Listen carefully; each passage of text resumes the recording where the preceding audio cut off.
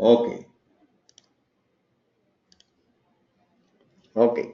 Bueno, pues, primero que todo, pues muchas gracias por participar en esta conferencia, este tema tan interesante, el Bitcoin y la revolución financiera. En la misma, pues voy a estar compartiendo información de público en general y recomendaciones importantes que yo he visto pues, en los últimos 3 a 4 años eh, para todas las que son importantes para el manejo de las finanzas personales. Durante la conferencia voy a poner los micrófonos en mute. Si usted tiene alguna pregunta, pues la pone en el chat. Y entonces, al final de la conferencia, pues voy a abrir los micrófonos para discutir las preguntas. Si hay una pregunta en el chat que es bien relevante, pues entonces ahí la voy a discutir. Lo hago porque yo a veces también contestando una pregunta, también me puedo ir del tema y entonces para poder cubrir todo el material que tengo para ustedes. O sea que en este momento los voy a poner en mute. Ok. Entonces, para el que no me conozca, pues soy puertorriqueño, soy contador público autorizado y mi carrera profesional pues, la he enfocado pues, en contabilidad y sistemas de información. En el tema del Bitcoin y del blockchain, pues lo comencé a seguir. No recuerdo en qué momento exacto, si fue en el 2011 o 2013, pero recuerdo el caso de cuando WikiLeaks, PayPal y las tarjetas de crédito las bloquearon. Recuerdo cuando ellos optaron por recibir en Bitcoin. También recuerdo los casos del Silk Road y los casos, y cuando estaba muy atento cuando el Internal Revenue Service emitió su comunicación en el 2014 en donde decía que el Bitcoin iba a ser clasificado como propiedad. Recuerdo perfectamente porque para ese tiempo ya en Heifer comenzamos a hacer el due diligence para aceptar Bitcoin como donación. Entro de lleno al tema en el 2015 y desde entonces pues ha sido mi tema favorito. En la actualidad sigo estudiando sobre el tema y ahorita tengo una posición en Heifer, ¿verdad? En los últimos 6 años y 8 meses he sido el controller de Heifer Internacional. Ahora estoy en una nueva posición trabajando en el Heifer Lab enfocado a innovaciones financieras y toda la innovación está ocurriendo, ¿verdad? La gran mayoría en el área del blockchain.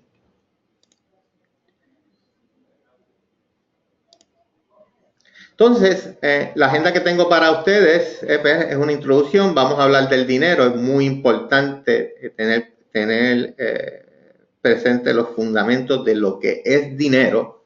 He visto inclusive hasta premios Nobel de Economía fallar en los fundamentos del dinero cuando se trata del Bitcoin. Vamos a hablar del Bitcoin, del blockchain, del Ethereum, de lo que son los ICO, cómo evitar ser víctima de fraude y cómo asegurar, vamos a hablar sobre lo que son las wallets, los monederos digitales y hablar de seguridad. También vamos a hablar de otras oportunidades en el blockchain. Esta conferencia es gratis, solo pido una donación a los que puedan y lo que puedan a beneficio de la campaña Corriendo por una Causa de Heifer Internacional. En la actualidad, ¿verdad? Tenemos unos equipos en Heifer haciendo el levantamiento de fondos y lo estamos haciendo tomando como evento el maratón de Little Rock y allí estaremos. Eso es una de las motivaciones a poner, ¿verdad? Hacer esta presentación. Y la otra es que estamos en una coyuntura muy importante, que no todos, ¿verdad? Los seres humanos tienen la oportunidad estar. Es una coyuntura histórica. El Internet fue la revolución industrial de nuestros tiempos y el blockchain es la segunda revolución del Internet. Es muy importante pues, compartir esa información para sacarle provecho y prepararnos. También he visto también muchos fraudes. Recientemente había un proyecto muy conocido que se llama BitConnect, que ha defraudado a miles de personas alrededor del mundo. No es el único proyecto fraudulento. De hecho, la mayoría de los proyectos son, ¿verdad? Tienen vicios de ser fraude. Y voy a compartir algunas recomendaciones para evitar ser víctima de fraude en el área del blockchain. Entonces, comencemos por el dinero, ¿verdad? Y el dinero se define como cualquier objeto de valor claramente identificable que generalmente se acepta como pago por bienes y servicios y pago de deudas dentro de un mercado o es una moneda de curso legal dentro de un país. Esta es la definición, ¿verdad? Bien general del dinero. El dinero tiene tres funciones principales. Tiene cuatro, pero tres funciones principales. Es un medio de intercambio, ¿verdad? Que es la capacidad de intermediar el intercambio de bienes y servicios. Depósito de valor, que es la capacidad de guardar, almacenar y recuperar el valor. Unidad de valor y unidad de contabilidad. Es una medida estándar de valor de los bienes, servicios, actividades económicas, activos y pasivos. Esto permite comparar los valores y precios entre diferentes activos y servicios. Las cualidades del dinero, ¿verdad? Son la durabilidad, la fungibilidad. La durabilidad, pues ahí ponemos, ¿verdad? El ejemplo clásico que ocurre en las cárceles, que es el cigarrillo. Pero antes del cigarrillo, el tabaco se utilizaba también como un mecanismo de intercambio, los metales. La fungibilidad se refiere a que cada unidad es idéntica, ¿verdad? Un dólar americano es un dólar americano, ¿verdad? Un euro es un euro. Y en las monedas digitales también, en principio, también son las mismas, aunque en las monedas digitales también se puede hacer un traceo de cada moneda. Divisibilidad de los metales, ¿verdad? De la moneda, del dinero. Si tomamos, por ejemplo, el ganado, que antes se utilizaba, o los lingotes de oro, que se utilizan también como maneras de pago, es muy difícil dividirlo. En el caso de las monedas fiat, se dividen, ¿verdad? En dos dígitos. En las criptomonedas van a ver que se puede dividir por cientos de décimas. La portabilidad es importante. Ahí fue que, en cierto sentido, pues el papel moneda es superior a los lingotes de oro, porque es más fácil transportarlo. El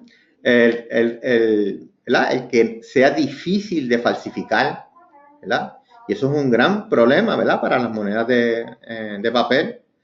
Mi primer trabajo cuando estudiaba en la universidad era cajero de un banco. Y eso era un problema de todos los días, el dinero falsificado. La escasez es una cualidad importante del dinero, por eso es que el dólar es importante. Y vamos a ver cómo el Bitcoin, ¿verdad? También con sus límites en Bitcoin, también es parte de lo atractivo como medio de depósito de valor. La estandarización es importante para la comparación de valores y servicios y la estabilidad de los precios para comparar los informes financieros con otros informes financieros. Es importante mencionar que no hay ninguna forma de dinero perfecta. Algunas son más fuertes en unas cualidades que otras, ¿verdad? Y el hecho de que una no sea débil en una cualidad no quiere decir que no sea dinero. Entonces, en términos históricos, el dinero ha tenido cuatro etapas y la etapa que yo estoy mirando en este momento, para mí es la quinta etapa, ¿verdad? Comenzamos con el trueque o la permuta, que es el intercambio de bienes materiales o servicios por otros objetos o servicios. Aquí debo decir también que hay historiadores financieros que dicen que el verdadero origen del dinero es la deuda, ¿verdad? Y ahí hay una disputa. Lo cierto es que, ¿verdad? También la deuda se da como parte del problema de la doble coincidencia. Porque el problema del trueque era que ¿verdad? Vamos a decir que yo tenía café y quería pollo, pero si tú no tenías pollo, pues no podía hacer una transacción contigo. O sea, tenía que existir esa doble coincidencia de lo que tú tienes, yo lo quiero y viceversa. Y pues en el trueque había ese problema. Se dice que también, pues de ahí es que surge la deuda, ¿verdad? Tú no tienes lo que yo tengo, pero entonces anoto una deuda. Pero ahí quería anotar eso porque todavía, ¿verdad? La mayoría de la literatura financiera dice que es el trueque, pero hay literatura financiera importante que dice que es la deuda. La segunda etapa es el dinero primitivo, era todo objeto de valor que se utilizaba para intercambio. Y se traza la línea antes de lo que fue la moneda. Luego entonces viene el dinero mercantil, que está representado en las monedas metálicas, y aquí, ¿verdad? El mundo corría en lo que sucedía en China y lo que ocurría en Europa. Y ambos eventos sucedieron en diferentes épocas. Luego la cuarta etapa es la del dinero fiat, que es el dinero fiduciario, que es el valor que descansa la confianza en el gobierno y en la comunidad. Y dentro del fiat, ¿verdad? Tenemos cuando el dinero dependía de los depósitos del oro, y luego pues eso en el 72 pues eso se eliminó. Y en términos generales el valor del dinero es la confianza que se le tiene al gobierno o a la comunidad. Estamos, y por eso es que yo digo que estamos en una coyuntura muy importante, porque estamos en los inicios de una quinta etapa de lo que es el dinero, que es la que ha iniciado el Bitcoin, que es la etapa de las criptomonedas, en donde, ¿verdad? En donde su valor se lo da la comunidad o el network o la red que utilizan esa criptomoneda. Entonces, para comenzar con el tema, con esa introducción de lo que es el dinero, el dinero el Bitcoin, ¿verdad? Que es en la actualidad es el dinero del Internet. Es un software de código abierto que usa tecnología peer-to-peer entre pares, cuyo objetivo es funcionar como sistema de pago y una nueva clase de dinero, ¿verdad? Importante, repito, es un software. El Bitcoin es un software peer-to-peer. Y peer-to-peer quiere decir que no tiene un computador central, sino que es un software en donde su interacción es entre las computadoras que pertenecen a ese network. Y su objetivo preciso es funcionar como un sistema de pago y una nueva clase de dinero. Satoshi Nakamoto es el seudónimo del individuo o grupo de individuos que crearon el concepto del Bitcoin en el mes de octubre del 2008. Recuerden que la gran recesión fue en septiembre del 2008. El concepto del Bitcoin nace en octubre del 2008 y el primer Bitcoin se registra en enero del 2009. El diseño del Bitcoin es público. O sea, nadie es dueño o controla el Bitcoin y todo el mundo puede participar de este proyecto. El Bitcoin utiliza tecnología encriptada y es la primera implementación de la tecnología de blockchain. Todo software tiene unas reglas de negocio, ¿verdad? Y en términos generales, el Bitcoin, ¿verdad? Una de sus primeras reglas de negocio es que existirán solo 21 millones de Bitcoin y no más. O sea, que su política monetaria ya está establecida en el software y no se puede cambiar, y muy difícil cambiarla. sus decisiones son por consenso de la mayoría de los nodos. Y ese consenso prácticamente es, dependiendo de la significación del cambio, necesita prácticamente un consenso casi o cercano al mayoritario. Ocurren muchos cambios, ¿verdad? No recuerdo ahora mismo en qué cambios están y se conocen como los BIP, Bitcoin Improvement Procedure. Y normalmente, si la comunidad los acepta, pues se implementan. Se puede cambiar todo, inclusive hasta se puede cambiar el total de Bitcoin, pero es muy difícil que la comunidad acepte cambiar la cantidad de los Bitcoin, porque en términos generales es innecesario, porque se divide por muchos decimales.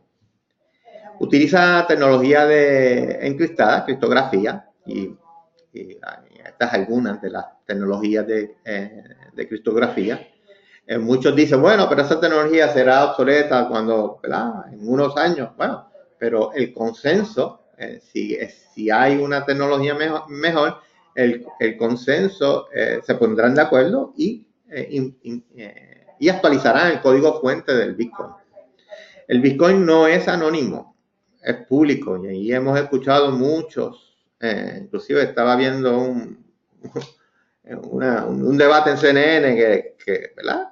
Decían que el Bitcoin es anónimo. No, el Bitcoin no es anónimo. Entre el material que les voy a enviar luego por email, les voy a presentar un video de una fiscal en San Francisco, en donde utilizó cómo resolvió un caso muy importante utilizando el Bitcoin, porque no es anónimo, es público, y con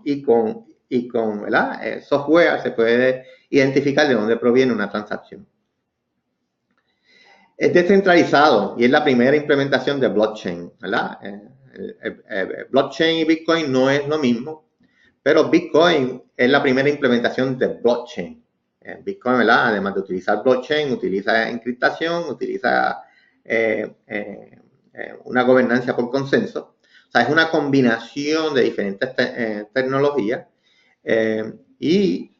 Blockchain es una metodología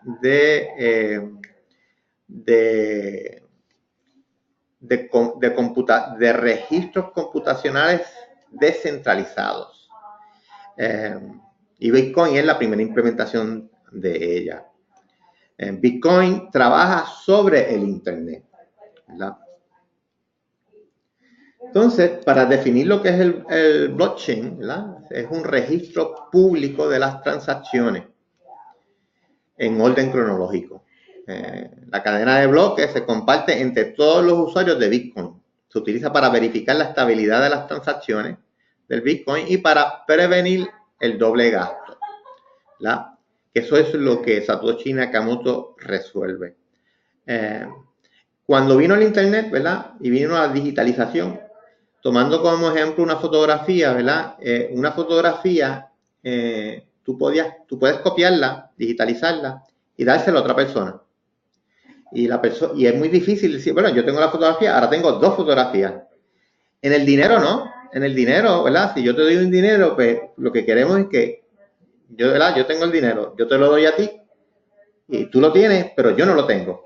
Y ese problema desde muchos tiempos ya se había presentado y nadie lo había podido resolver. Y ese es el problema que resuelve Satoshi Nakamoto con la implementación del Bitcoin. El problema del doble gasto. Los actores principales del blockchain, ¿verdad? Y cuando hablo del blockchain, me estoy refiriendo al blockchain del Bitcoin, que son los mineros, los desarrolladores, los que sostienen los nodos, los que tienen nodos y los poseedores de Bitcoin. Los mineros son los que utilizan computación para adivinar el valor hash del bloque y validar las transacciones. Ellos, su incentivo es obtener Bitcoin, ¿verdad? Porque ya hay un schedule que se van a producir 21 millones a unas fechas particulares y ellos tratan de adivinar el valor del hash, el número hash, para reclamar ese Bitcoin. Y la otra manera en donde ellos generan ingresos es validando transacciones y de allí cobran una comisión. Están los desarrolladores, que ellos velan por la integridad del código fuente, además de que codifican nuevas funcionalidades y hacen propuestas. Están los manejadores de nodos, que mantienen copia del blockchain y son parte del consenso. A mayor nodo, mayor es la descentralización. De hecho, estaba escuchando una conferencia en Texas en donde una de las recomendaciones es que todo el mundo deberíamos ser, en cierta manera, tener un nodo. O, si se podía, también, en cierta manera, también minar, porque en la medida que haya más nodos y que haya más mineros, pues la descentralización es más distribuida, ¿verdad? Y están los poseedores del Bitcoin, quienes utilizan el Bitcoin como dinero o como sistema de pago. Una de las innovaciones de Bitcoin es que yo pongo el ejemplo, es que es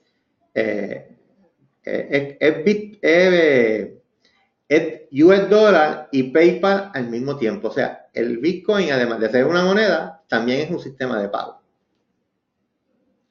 Los blockchains más importantes, ¿verdad? Hay varios blockchain, pero los más importantes al día de hoy son Bitcoin, Ethereum y Ripple. En el caso de Ethereum, vamos a hablar un poquito más adelante, pero en el caso de Ripple, ellos han enfocado más, su cliente es un blockchain privado, el Ethereum es público, igual que el Bitcoin, y el Ripple se ha enfocado más a la industria bancaria, a los bancos son, yo diría que son sus mayores clientes. El blockchain del Ethereum, ¿verdad? Que es el segundo blockchain más importante, es una implementación de blockchain en un lenguaje de programación que permite que cualquiera pueda escribir aplicaciones descentralizadas. El Ether es la criptomoneda del Ethereum. A diferencia del Bitcoin, la moneda Ether es inflacionaria, ¿verdad? En el Bitcoin tenemos que la política monetaria ya está establecida, sabemos que es 21 millones. En el Ethereum no sabemos, no está claro eso, ¿verdad? Es inflacionaria como lo es el US dólar y la gran mayoría de los fiat. El creador del Ethereum, son varias personas, pero el más popular es Vitalik Buterin, y su enfoque son los contratos inteligentes. Los contratos inteligentes son programación criptográfica que contienen valor y solo se desbloquean si se cumplen ciertas condiciones. Una manera de entender lo que son los contratos inteligentes son los vendor machines, las máquinas de refresco, ¿verdad? Que son mecánicas, pero una máquina de refresco, ¿verdad? Tiene refresco, que es un objeto de valor, y te dice, pues, si aquí echa 2 monedas, pues yo te doy un refresco, ¿verdad? Ahí tú no tienes intervención, en cierta manera es un contrato inteligente. Pues este es el mismo concepto, pero obviamente más sofisticado y en el Internet. Entonces, el Ethereum, una de las cosas que ha hecho famoso al Ethereum es que es el lugar en donde la gran mayoría de los ICO están ocurriendo. Uno de los números y el dato que más o menos leí el otro día es que en el 2017 hubo más de 3 billones de dólares, 3 billones de dólares invertidos en ICO, ¿verdad? Y ICO, ¿verdad? Se dice que es Initial Coin Offering, y otros dicen que el nombre correcto debería ser OTO, ITO, Initial Token Offer. Y se le llaman ICO porque se comparan con los IPO, ¿verdad? Que los IPO son los procesos de levantamiento de fondos para las compañías que van a ir a la bolsa de valores. En el caso de las criptomonedas, pues son las herramientas de levantamiento de fondos en proyectos en criptomonedas o en tokens digitales. Normalmente los inversionistas reciben un token digital a cambio de una criptomoneda, ya sea Bitcoin, Ethereum, Litecoin o otra. Las ventajas de los ICO sobre los IPO es que el proceso es más económico, es global y es más líquido. Es más líquido porque, por ejemplo, participas aquí en un IPO, primero que en un IPO antes de los cambios en las leyes, en los IPO tenías que ser un inversionista acreditado. O sea, un inversionista acreditado tenía que tener un capital de más de 2 millones de dólares, en el pasado. Ahora no, ahora hay unas plataformas. Pero con todo y eso, la gran mayoría de los IPOs son por invitación. Y vamos a pensar de que podías participar. Una vez participaste, en realidad no recibes nada. No es líquido. Aquí, en los ICO, una vez tú participas, tú recibes un token. Y ese token puedes ir a los pocos días o semanas, puedes ir a una casa de cambio y hacerla líquida, cambiarla por otra moneda. Eso es un proceso más económico, es un proceso más global, porque ya tu mercado no es ¿verdad? El país en donde estás, sino que puedes recibir inversionistas de cualquier lugar del mundo. El riesgo de los ICO en este momento es que no está clara las regulaciones. Y vamos a ver lo que dicen los reguladores, ¿verdad? Entonces, es importante saber, ¿verdad? Y aquí en esta conferencia tengo personas de diferentes países. Y es importante saber que en algunos de nuestros países el Bitcoin es ilegal. Me parece que todavía es ilegal en Ecuador y es ilegal en Bolivia, ¿verdad? Pero en otros países como Japón, es una moneda ya aceptada de curso legal de negocio, ¿verdad? Ya Japón hizo una legislación que dice, no, aquí el Bitcoin es dinero. En los Estados Unidos, ¿verdad? No está claro las diferentes agencias federales se han expresado de la siguiente manera. En Internal Revenue Service dice el Bitcoin es una propiedad y paga taxes como otra propiedad, ¿verdad? Y las propiedades, ¿verdad? Si es una propiedad que adquiriste y vendiste en menos de un año, se paga como ingreso ordinario. Si es una propiedad que adquiriste y la vendiste después de un año, como un capital, como un activo de capital y paga, ¿verdad? A un rate diferente. Pero si tú le preguntas al Financial Crime Enforcement Network, para ellos no, el Bitcoin es dinero. Y van, van a enjuiciar personas bajo las leyes de lavado de dinero. Y para ellos el Bitcoin es dinero. Si tú le preguntas a los de, y ya se han expresado, ¿verdad? Si tú le preguntas a los de Commodity Futures Trading Commission, para ellos Bitcoin es commodity. Es un producto mercantil y se debe tratar como un commodity. Y si tú le preguntas al Security Exchange Commission, para ellos, ¿verdad? En la evaluación del DAO, que fue un proyecto en el Ethereum, ellos prácticamente dicen que la gran mayoría, por no decir todos los tokens digitales, son security y como tal se deben regular. O sea, los ICO, en los ojos del Security Exchange Commission, deben registrarse antes de hacerlo público. Entonces, y es importante que conocer, ¿verdad? Que si usted tiene Bitcoin, ¿verdad? Si usted está en los Estados Unidos y usted tiene Bitcoin en alguna casa de cambio fuera de los Estados Unidos, usted tiene que reportarlo en su planilla de contribuciones. Como cuando le hacen la pregunta, ¿usted tiene alguna cuenta de banco en algún país extranjero que excede los $10,000? Pues usted lo tiene que hacer si usted tiene criptomonedas. Si no lo hace, la penalidad son $10,000 por cada cuenta que usted tenga y no lo haya reportado, ¿verdad? Es importante que aquí la clave es, ¿verdad? Tomar no hacer daño y educarse. La clave aquí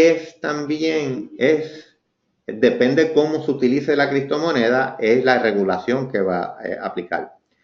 El Internal Revenue, el ICPA, ¿verdad? La Asociación de Contadores Públicos Autorizados de los Estados Unidos, que ahora es la Asociación Internacional de Contadores Públicos Autorizados, porque se unió ahora con la Asociación de Reino Unido, le envió una carta al Internal Revenue Service pidiendo clarificación. O sea que todavía no está clara la cosa, es un tema que estamos siguiendo.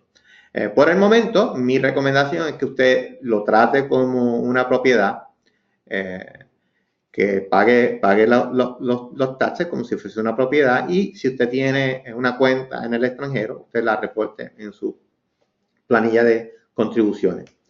Países donde el Bitcoin es ilegal, pues como dije, hay una de las preguntas, por lo menos que yo sepa, en las Américas es ilegal en Bolivia, en Ecuador. Había sido ilegal en Rusia, pero después del bloqueo económico de los Estados Unidos, ahora ellos están cambiando sus posturas. En Suecia, Suiza, Japón, es legal, y en la gran mayoría todavía no han asumido posiciones. Se sigue a los Estados Unidos porque los Estados Unidos pues, es el líder en este campo de las regulaciones financieras. Entonces, hablábamos de los ICO y de que recaudaron más de 3 millones de dólares el año pasado. Pero hay muchas personas que han perdido mucho dinero porque han invertido en ICO que luego se han dado cuenta de que eran proyectos fraudulentos, o han invertido en proyectos que estaban sobrevaluados.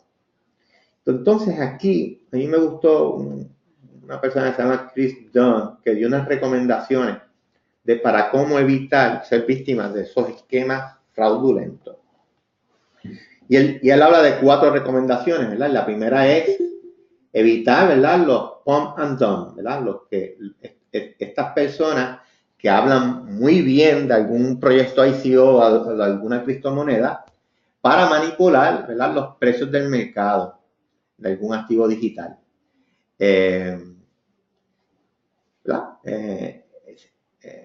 Evitar eso. Lo que iba a decir, estas cositas que pasan aquí también pasan en la bolsa de valores normal, o sea que tampoco no es nuevo, pero lo único que como esta es un área menos regulada y es en donde hay unos procedimientos de retorno grandes, hay mucha gente que está entrando, no se educan, no se protegen y caen en manos de las víctimas de estas personas que hacen, ¿verdad?, esos esfuerzos coordinados para engañar a las personas. También esté pendiente de las promociones pagadas, ¿verdad? Los ladrones también invierten mucho dinero en anuncios pagados y en analistas de valores, ¿verdad? En Puerto Rico le llamamos analistas, ¿verdad?, para atraer inversionistas. Son estos programas en YouTube o estos blogs que uno piensa que son análisis objetivos, pero no, en muchas de estas ocasiones son analistas bajo contrato de muchos de estos proyectos. Cuando vimos el escándalo de Enron, no sé si se acuerdan en Enron, que hace muchos años, vimos que habían hasta profesores de universidades de mucho prestigio que Enron les pagaba para que ellos fueran a los programas de televisión para hablar bien de Enron. O sea que eso también ocurre en el mundo de las criptomonedas.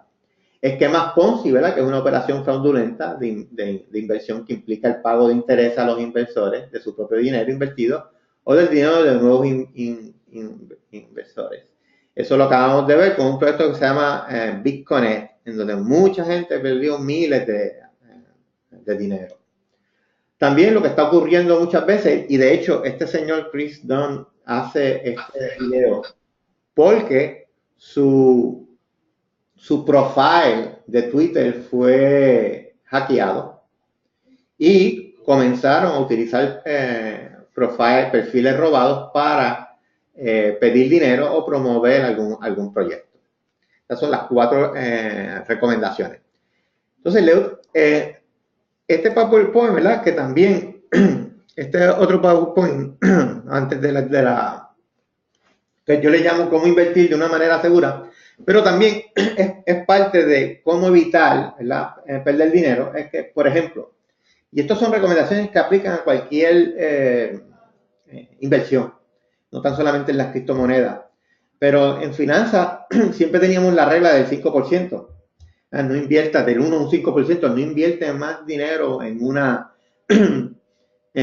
inversión que no esté dispuesta a perder. Y normalmente es la regla del 5%, es del 1 a un 5%. Y yo pues, le hago esa recomendación, y más en este mundo de las criptomonedas que es tan volátil. No ponga dinero ahí, más dinero del que no esté dispuesto a perder. En el proyecto del Bitcoin vimos del BitConnect, vemos cómo personas inclusive hipotecan su casa para invertir allí, e increíblemente, ¿verdad? Pues lo pierden todo.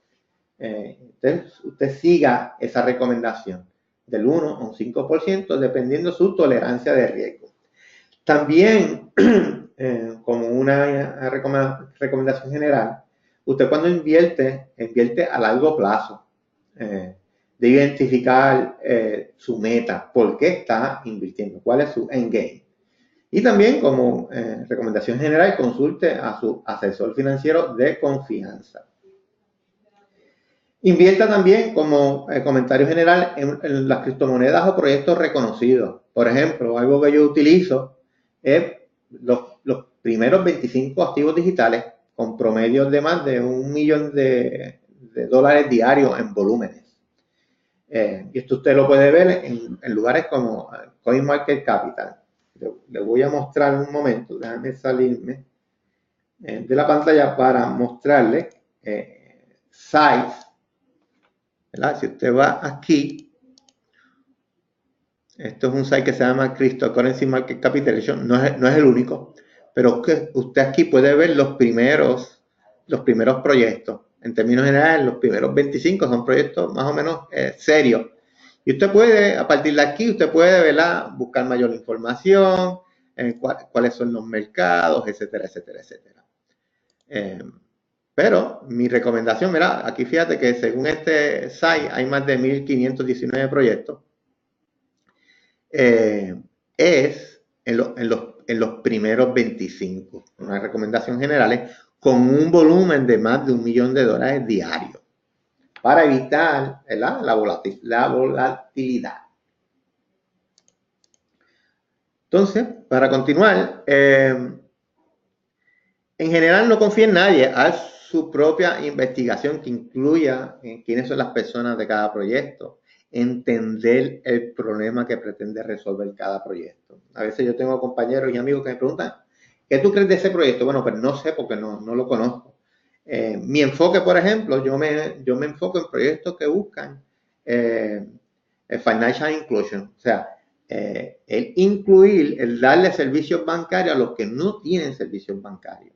Y en los proyectos que buscan los contratos inteligentes que facilitan la automatización de procesos de negocio. Esos son los proyectos que a mí me interesan y son los que yo, cuando tengo tiempo, leo.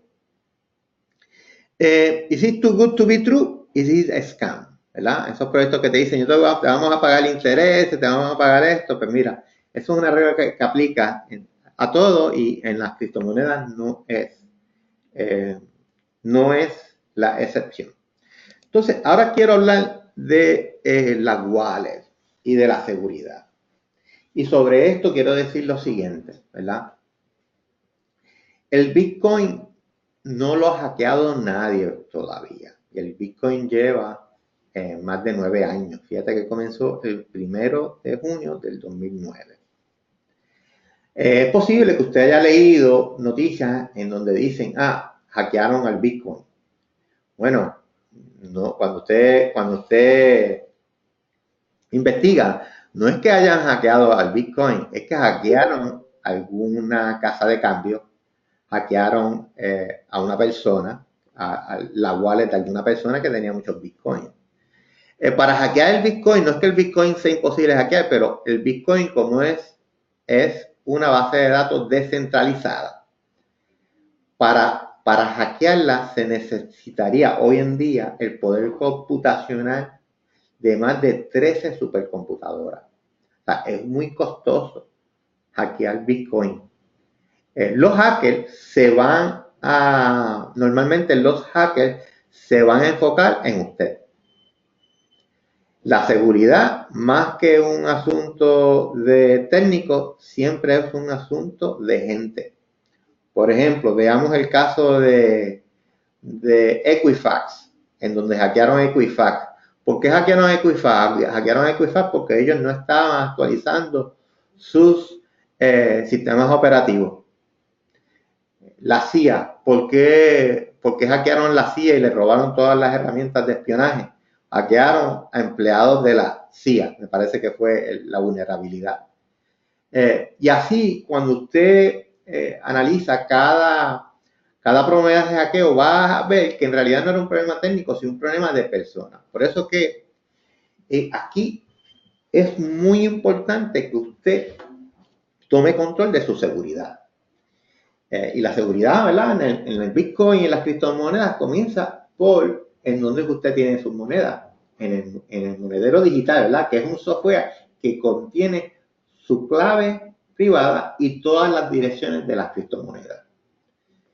En los monederos digitales tenemos diferentes tipos. Tenemos el monedero digital, que normalmente se instala en un cliente o un software que se instala en su PC, y ese contiene copia del nodo del blockchain, y eso es cierto, ¿verdad?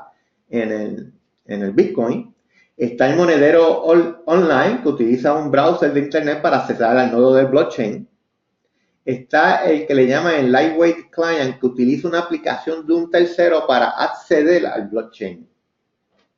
Están los monederos en los teléfonos, los cuales en los teléfonos y en las tablets. Y están los monederos físicos, los hardware wallets, que son los más seguros y son los que se recomiendan. Que en el hardware son los más seguros porque su clave está guardada offline y encriptada. Los ejemplos son los Trezor, Ledger y KeepKey. Y están el Paper Wallet, un monedero en papel, que hay compañías como MyEther Wallet en el Ethereum y Mycelium Wallet en el Bitcoin, en donde técnicamente tú puedes producir tu Bitcoin en un papel y guardarlo en un papel. Es muy importante que usted se asegure siempre de tener la última actualización del software. En el próximo slide quiero hablarle de la seguridad. O sea, la seguridad es una combinación de diferentes, es una combinación de todo, no tan solamente de cómo usted selecciona la wallet, sino, por ejemplo, cuando usted va a comprar y vender un Bitcoin o una criptomoneda, pues asegúrese que es una casa de cambio de valores con reputación. Algunas de ellas que tienen una buena reputación son Coinbase, Gemini, Binance, Kraken, y hay otras.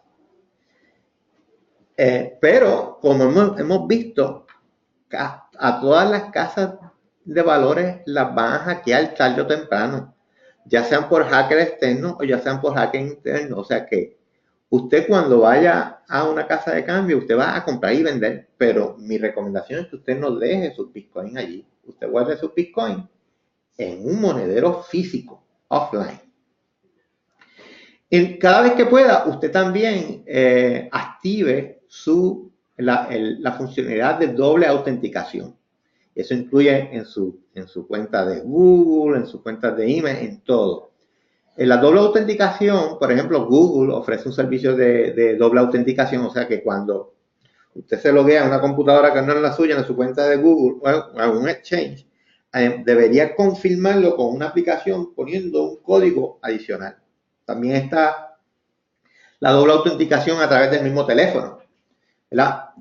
Todas esas son buenas, pero la que más se recomienda es un hardware que maneje esas claves. Por ejemplo, YubiKey es un hardware que lo venden en Amazon o en cualquier lugar en el internet, en donde usted puede manejar la doble autenticación con un llavero físico externo, y esa es la manera más segura. No recomiendan utilizar los teléfonos para recuperar su clave porque los teléfonos son muy vulnerables, son muy fáciles de hackear. Los monederos son físicos y asegúrese de tener todas las actualizaciones, es la recomendación. Si tiene que utilizar otros monederos online, casas de cambio, pues maneje su riesgo con la materialidad de la cantidad de dinero que tienen en esos lugares. Si usted tiene, ¿verdad?, el monedero físico, mi recomendación es que lo guarde en una bóveda o caja fuerte a prueba de fuego, ya sea, ¿verdad?, en su casa o ya sea en los bancos. Los bancos ofrecen esos servicios para guardar su, ¿verdad?, monedero físico y sus claves secretas. Trate de guardar sus claves secretas en un lugar distinto al monedero físico. Prepare instrucciones para, ¿verdad?, su esposo o su esposa puedan acceder a su Bitcoin en caso de emergencia. Si usted no tiene la llave secreta, no hay nadie que le pueda, usted perdió sus bitcoins, sus criptomonedas. No le diga a nadie que tiene un bitcoin. Recientemente leí una noticia de un abogado en Nueva York que le dijo a un cliente que tenía bitcoin, Ethereum, y el cliente, pues, a fuerza de, con una pistola, lo llevó a su apartamento y le quitó todos sus bitcoins. El bitcoin, ¿verdad?, la importancia del Bitcoin, ¿verdad?, y en eso el precio es irrelevante. Por eso es que, no he hablado el precio en Bitcoin, pero es irrelevante porque la gran importancia del Bitcoin es la aportación tecnológica que le hace a la sociedad. El Bitcoin resolvió un problema que se llama el problema del doble spending. El Bitcoin es al blockchain lo que el correo electrónico es al Internet. O sea, es la primera aplicación del blockchain. Y van a venir otras innovaciones como la que está ocurriendo en el blockchain del Ethereum con los contratos inteligentes, que ya está irrumpiendo los IPO. Ya es cuestión de regularlo, pero se sabe que ya eso es el futuro. Ya está ocurriendo y eso lo sabe ya todo el mundo. Es cuestión de tener una regulación adecuada para que ese sea el futuro del levantamiento de fondos y del manejo de valores. Existen, ¿verdad?, como les estaba explicando al principio, que el Bitcoin es anónimo. El Bitcoin no es anónimo. Entonces, pues hay otras personas que para ellos es importante el anonimato y para eso hay otros blockchain como el Monero, el Dash, el Zcash, que se enfocan en el anonimato. Hay otros sistemas alternos de transferencia bancaria, que es lo que se ha enfocado el blockchain de Ripple, ¿verdad? Ripple, sus clientes son el Banco Santander, BBVA, son los bancos. Y su enfoque son sustituir el sistema SWIFT, que está siendo hackeado prácticamente casi todos los días. El Bitcoin también el blockchain también ofrece oportunidades para proveer identidad a las personas, ¿verdad? Uno de los problemas que tienen las personas pobres es que su primer problema es que sus países no los quieren identificar. Y, ¿verdad?, ¿quién le dijo a los países que ellos son los dueños de las identidades de las personas? ¿Verdad?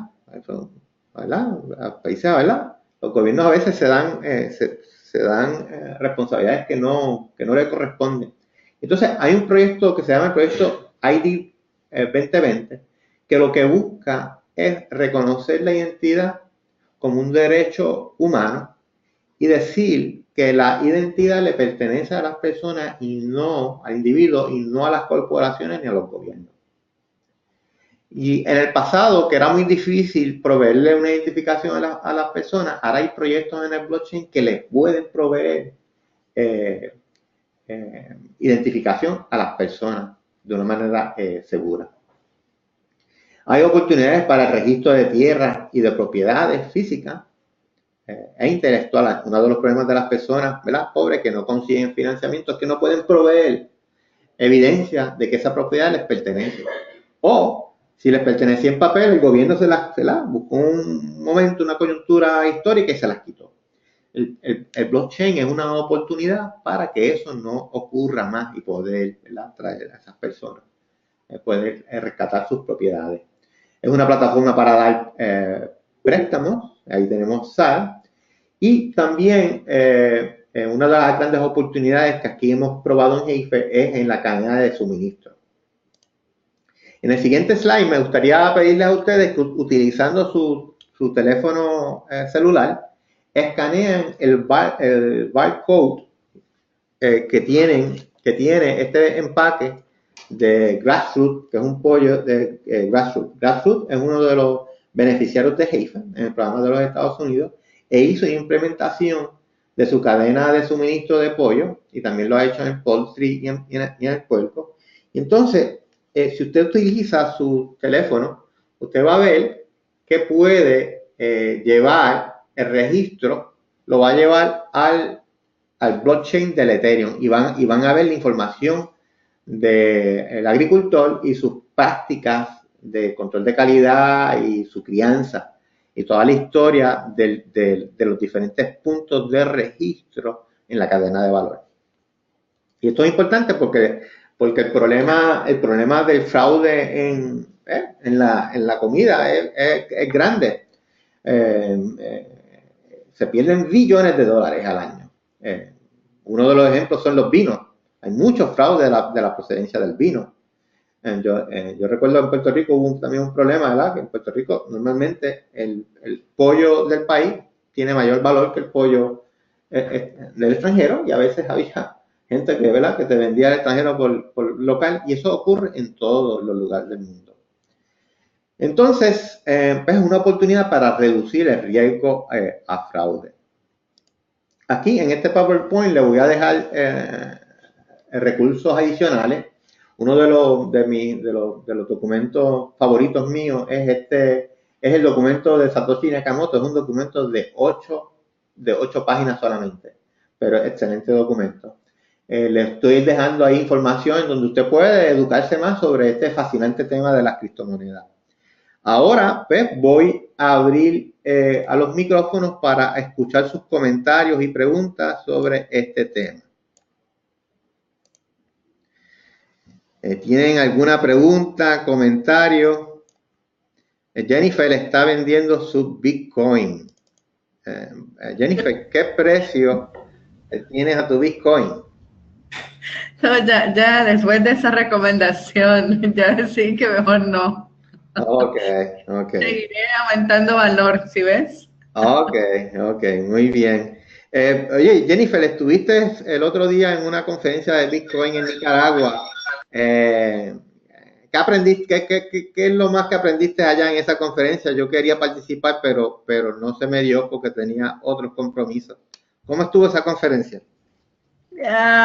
Mira, interesante entender que además hay todo un movimiento por la regulación en el uso del Bitcoin, ¿cierto? Sí. Y para el caso de Nicaragua particularmente, todavía no es posible comprar Bitcoin directamente, sino que son operaciones que se terciarizan, pero hay un movimiento a nivel, de pronto, yo diría que se puede extender a otros países de Centroamérica, de la banca o del sistema financiero, digamos, nacional, para empezar a hablar de la regulación en el uso del Bitcoin.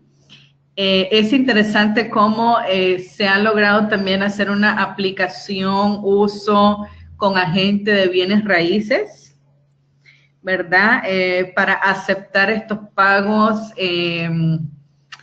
bueno, para comprar, por supuesto, en este caso particularmente viviendas a nivel nacional, con Bitcoin que está llegando, digamos, desde bancos en Estados Unidos, ¿no? Mi principal aprendizaje es precisamente el tema de seguridad que tú mencionabas, la importancia de de tenerlas, ¿cómo se dice en español? Las encriptaciones, ya no sé cómo sería bien la palabra, ¿no? Para poder proteger un tanto tu información. Y bueno, que una de las aplicaciones también adicionales, además de la industria inmobiliaria, la estamos viendo en el sector turismo, lo cual es bastante nuevo, y esto significa que algunos establecimientos turísticos, hoteles, ¿no?, que son para una clase muy alta, que no es nicaragüense, pero sí extranjera, estarían ahorita promoviendo una ley para aceptar estos bitcoins, ¿verdad? En estos establecimientos. Entonces, por ahora, a mí me ha encantado lo que tú has estado comentando, porque Bitcoin es apenas una de esas formas, ¿verdad?, de utilizar. Yo creo que vendrán muchas otras. Y por supuesto, la reflexión para Heifer es cómo empezamos a promover algunos proyectos que estén más enfocados en tecnología, no solo la tecnología del Bitcoin, por supuesto, sino otro tipo de innovaciones tecnológicas, haciendo uso de lo que está disponible, pero también viendo qué aplicaciones futuras, ¿no?, se pueden visualizar donde podamos sacar algún provecho, tengo que decirlo, desde el punto de vista también de movilizar recursos, ¿no? Entonces, es un movimiento nuevo. En el caso de Nicaragua, a lo mejor en Colombia está un poquito ya más avanzado, porque tú ya puedes cambiar estos bitcoins en algunos establecimientos. Y mi experiencia personal, cuando compré algunos bitcoins, honestamente lo hice desde Colombia. Y bueno, eso es también, hay que entender que eso es toda una burbuja, ¿verdad? Entonces, decidí de alguna manera seguirme más cultivando sobre el tema. Así que es una reflexión más general, ¿no? Pero gracias por todo lo que has compartido y los datos de utilidad, especialmente en el tema de seguridad ahí electrónica personal. Sí, sí, muchas gracias, Jennifer, por tu comentario y compartir esa información. La seguridad aquí es bien importante, y lo vemos, ¿verdad? A veces comparamos las comunicaciones, lo que le hizo el Internet a las comunicaciones, en donde, ¿verdad?, antes era bien sistemática y que pues, ahora hay más información, ¿verdad?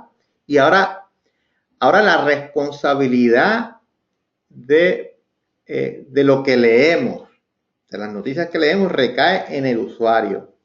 Antes dependíamos del periódico que teníamos en nuestro país, en nuestro pueblo, de la radio, de la televisión, y en cierta manera confiábamos que lo que ellos decían era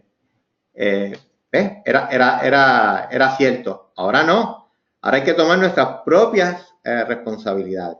En la finanza, pues se está dando un cambio similar. Antes usted confiaba en que el banco y le iba a asegurar su dinero. Ahora no. Usted tiene que tomar sus propias responsabilidades, porque hemos visto en algunos países cómo la corrupción corporativa y gubernamental han echado por la borda los ahorros de miles de personas.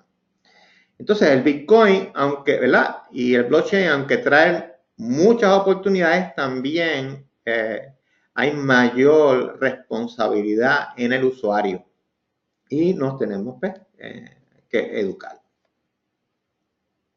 Entonces, ¿hay alguna otra comentario, pregunta? Me dice Oscar que encriptación, que se dice codificación, encriptada. Encriptación, Pues mira, yo lo está bien, es una palabra. Pero eso lo podemos verificar, sí. A ver. Larry, ¿cómo está la cosa allá en Guatemala? ¿Puedes comprar Bitcoin? ¿No puedes comprar Bitcoin? ¿Algún comentario, Larry?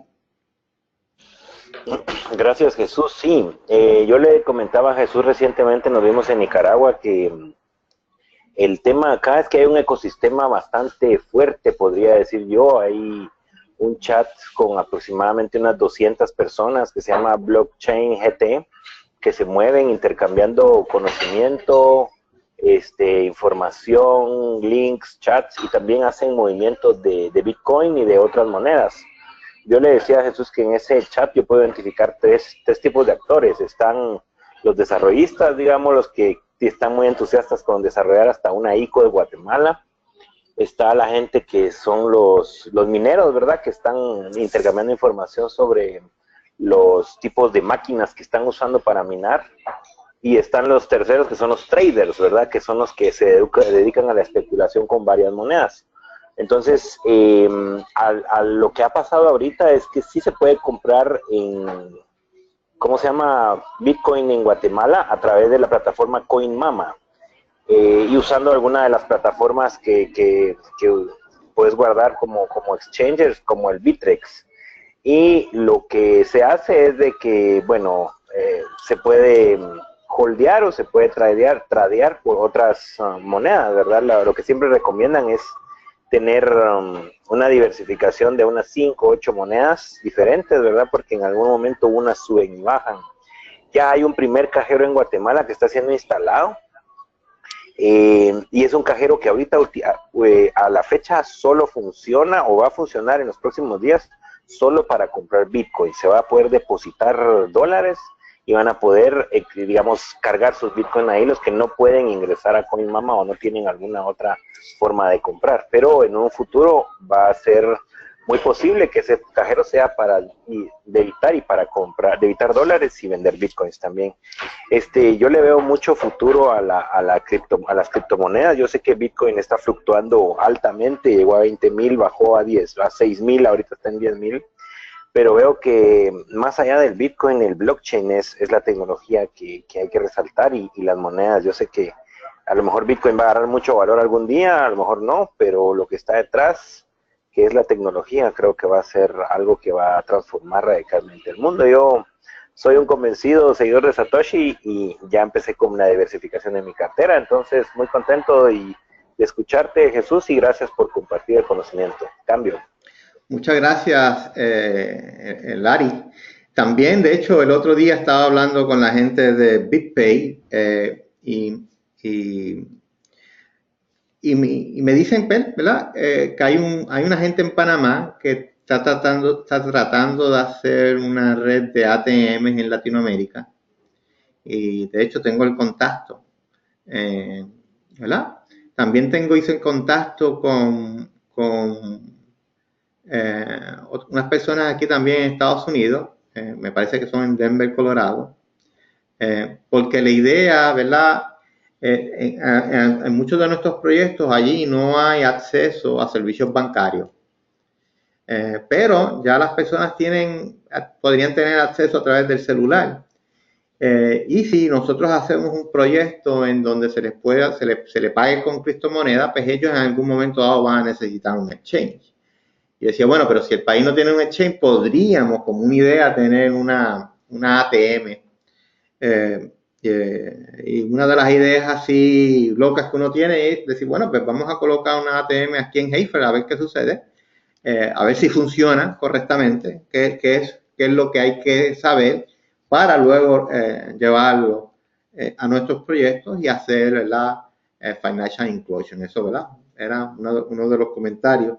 Pero sí, estamos en una etapa muy temprana. Con relación a las bienes raíces, ¿ves? La oportunidad es que al tokenizar, porque lo que va a ocurrir en el futuro cercano, es que todos los activos van a tener una representación digital. Y como van a tener una representación digital, las oportunidades en las bienes raíces es que una inversión en bienes raíces va a poder ser más líquida. Y vas a poder tener una participación con un token en una, ¿verdad? En una inversión de un bienes raíces. De igual manera, un agricultor que tiene ¿verdad? Tierras y que necesita ponerlas de colateral para obtener financiamiento, pues, al tokenizar su propiedad va a poder manejar más fácil su necesidad de financiamiento para invertir en su finca. O sea, hay muchas oportunidades y pues, la posición de Hafer, que al nosotros comenzar a mirar esta tecnología y hacer proyectos pequeños, vamos a comenzar a desarrollar una destreza que vamos a necesitar para el futuro y a la misma vez podemos escalar el impacto de nuestros proyectos. Tenemos ahí varias ideas que hemos estado hablando con Oscar, con Pierre, a ver si en este mismo año tenemos un proyecto que desde sus inicios lo estemos diseñando pensando en el blockchain. Pero veremos a ver. ¿Algún otro comentario o pregunta? Oscar Castañeda, ¿algún comentario? Jesús, Sí. ¿sí me escuchan? Sí. ¿Sí me escuchan? Sí. No, yo también me uno a los comentarios de Jennifer y de Larry. Muchas gracias por poner esta presentación a disposición de nosotros. Salió bastante bien, bastante amplia y proporciona una buena base de información para principiantes, pero también me imagino para aquellos ya como Larry que andan en la parte no solamente de tener, sino de utilizar las monedas. Ya se hace no solamente una idea buena, sino una aplicación interesante. Algo que valdría la pena, ahorita que lo empezabas a mencionar, Jesús, que pudieras compartir cuáles son los elementos iniciales en lo que estás trabajando para Heifer. Por un lado, hay algunas cosas que estás haciendo como esta actividad para dar a conocer, para lograr que más personas entiendan un poco de lo que esto va a generar en términos de la revolución financiera, pero también como algunas de las ideas que tienes alrededor de elementos financieros, tanto inclusión financiera para la población de la base de la pirámide y también como aquellas oportunidades programáticas para generar innovación financiera en las propuestas de desarrollo. Eso sería bastante útil escucharlo de ti. Ok, sí, con mucho gusto, ¿verdad? Como tú sabes, en Heifer ya comenzamos a aceptar Bitcoin y otras criptomonedas como donación. Nos estamos enfocando, ¿verdad?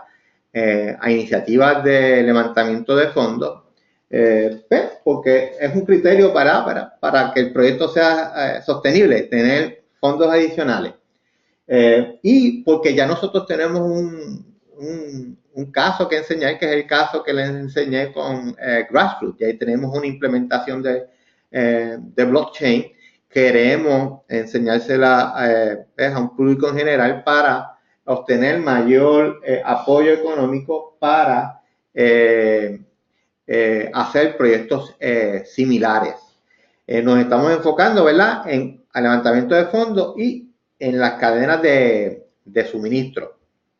Algo que ya comenzamos a hacer esta semana es que con esto de la nube, ustedes han escuchado del cloud computer, ¿verdad? Antes eran cliente servidor y ahora es cloud computer. En el ambiente de clientes servidores, pues las compañías como Heifer se dedicaban a construir centros de cómputo, ¿verdad?, para mantener su data. Pero ahora muchos de estos centros de cómputo se han quedado vacíos. Y entonces yo he observado, ¿verdad?, que hemos observado que aquí teníamos hardware e infraestructura en donde podíamos hacer un piloto de minería para atraer recursos adicionales. Pues mira, sin que se lo digan a mucha gente porque es un piloto, ya comenzamos a hacer una minería y lleva ya, ¿verdad?, una semana y ya ha rendido algunos frutos.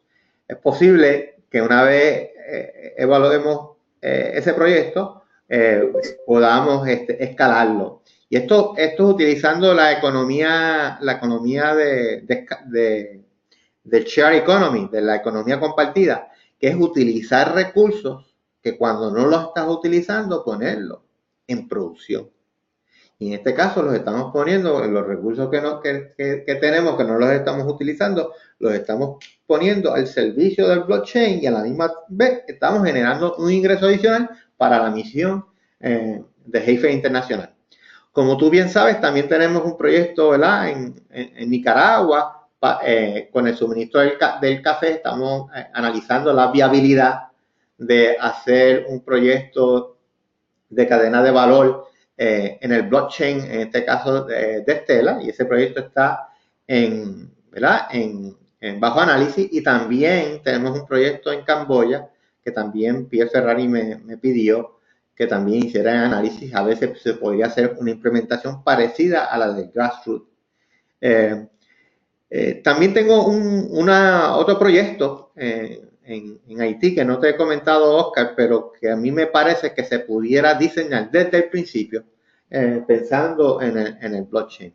Una de las grandes oportunidades del blockchain es que puede mejorar la gobernanza de los proyectos o de las entidades, una manera de gobernanza. Por ejemplo, ¿verdad? En el Bitcoin, en las criptomonedas, esto es dinero programable. Tú fácilmente puedes seguirle el rastro. Y déjame ponerte aquí una pantalla, tanto del Ethereum. Por ejemplo, este es el blockchain del Ethereum.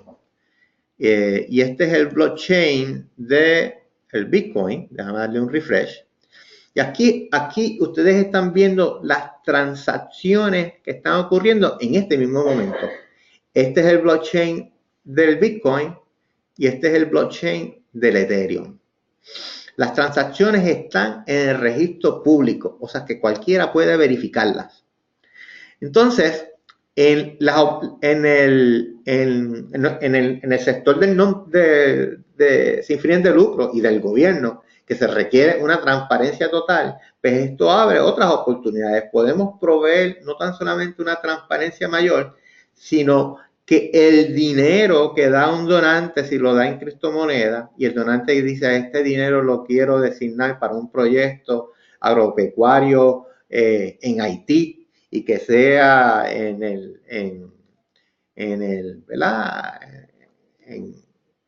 En Capecha o en un sector en particular, el donante va a poder ver la transacción, toda la transacción desde que va a un wallet en Heifer y del wallet de Heifer a un wallet en el proyecto y cómo se gastó ese dinero. Eso es lo que estamos viendo, que las oportunidades en el futuro.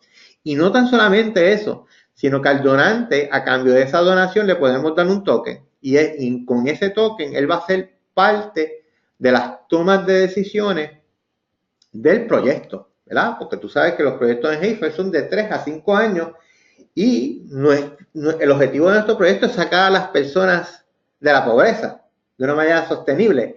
No es enviarle una cantidad específica de vacas o de... No. Al final del día, el proyecto es sacar a la persona de la pobreza. O sea que el proyecto de 3 a 5 años pasan cambios. Y sería extraordinario tener la oportunidad de consultar con los donantes, de traerlos a formar parte del comité de proyectos, y si hay que cambiar el scope del proyecto, hacer una consulta inmediatamente y que con el token el donante pueda participar en la toma de decisiones. A veces el proyecto, ¿verdad? Porque estamos bregando con mercados multimoneda, a veces nos quedamos cortos, ¿verdad? Porque el estimado del cambio, de las tasas de cambio fue, ¿verdad? Perdimos dinero y a veces se requiere dinero adicional. Pues se puede hacer a través de esa gobernanza en el momento. O sea que el nivel de transparencia es mayor. Muchas de estas cosas todavía no están listas, pero estamos muy cerca de estar listos. Y en Heifer queremos estar ahí. Queremos ser un pionero en este nuevo nivel de transferencia. Tenemos otros proyectos, como es tener, y eso es una propuesta que vamos a hacer, tener un portfolio de inversión en activos digitales, porque entendemos que van a tener mayor retorno que las carteras de instrumentos financieros tradicionales. O sea, tenemos muchas ideas. Otra idea que podemos implementar hoy es mejorar. Oscar, tú sabes que en algunos de nuestros proyectos tenemos programas de ahorro. Pero ¿qué sucede, por ejemplo, tomando como ejemplo en Venezuela? que, ¿verdad? Aunque ellos están sacando ahora el petro, pero en Venezuela, si tus ahorros estaban en bolívares, pues mira, en los últimos 5 años, Venezuela ha tenido una economía inflacionaria, o sea, han perdido todos sus ahorros. Zimbabue ocurrió lo mismo. En el año 2000 ocurrió también lo mismo en Argentina. En Zambia también ocurrió lo mismo. O sea, en muchos países ocurre lo mismo. Aquí en Estados Unidos hemos perdido 15% del valor en comparación al euro en lo que va del año. O sea, las criptomonedas también sirven como un instrumento para reducir el riesgo de la pérdida de valores. Y eso es algo que lo pudiéramos implementar hoy en día. Nada, esa es mi respuesta. Oscar, yo espero, ¿verdad?, que haya llenado sus expectativas. Otro comentario, otra pregunta, otra recomendación para el futuro. Fíjense que estoy proponiendo tener una conferencia sobre los taxes para hacer, ¿verdad?, un análisis más profundo de las implicaciones de los taxes. Pero si ustedes quieren aprender algo más específico, envíenme un email y pues, diseñamos la conferencia. Si usted necesita, ¿verdad?, una ayuda, etcétera, pues no sea tímido y envíeme un email, ya sea el email mío personal, en mi cuenta del Gmail, ¿verdad? Si es un asunto personal, pues me lo envías a Gmail. Si es un asunto ya de Heifer, me lo puedes enviar aquí a mi cuenta de Heifer. En Twitter, me puedes seguir en Twitter, yo voy a estar haciendo retweets de los temas relevantes sobre estos temas. También he creado una página en Facebook específicamente sobre innovación financiera. Nada, si a usted le gustó esta conferencia, pues las donaciones siempre son bienvenidas. Fíjate que ustedes pueden donar a la campaña, ¿verdad? Déjame mostrarle cuál es el site, en donde Oscar es uno de los mayores levantadores de fondos, pero usted puede enviar alguna propina si le gustó esta conferencia utilizando este link. ¿Qué otro comentario, preguntas, recomendaciones? Muchas gracias, Jesús. Se te agradece. Pues ok. Y bien hecho. Ok, pues muchas gracias a todos ustedes por la participación. Por correo les voy a estar enviando copia de este PowerPoint e información adicional. Nada, les deseo que pasen un bonito fin de semana y mañana voy a estar con esta misma conferencia. Están bienvenidos como a eso de las 10 de la mañana de Little Rock. En Puerto Rico serían como las 12 del mediodía. Y están todo el mundo invitados. O sea que me despido y deseándole un bonito fin de semana. Muchos saludos a todos. Buen viaje para todos los que se encuentran en la carretera. Con cuidado. Gracias. Saludos, Jesús, saludos a todos y todas. Un abrazo. Ok, pues muchas gracias a todos. Jesús. Feliz tarde, buen fin de semana a todos. Ok, pues muchas gracias. Nos comunicamos en la próxima. Yo estoy estimando que va a ser más o menos para el 23 de marzo.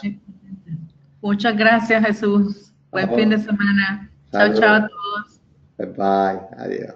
Muchísimas gracias, Jesús. Un abrazo desde Quito. Bye. Bye. Buen viaje, Mariela. Gracias, Chu. Muy buena. Ok, perfecto. Aquí está mami también. Ok, qué bueno, que hoy cumpleaños, 82 años. Felicidades, mami. Gracias. Excelente. Ok, pues muy bien. Después las llamo. Ok, bye. Adiós.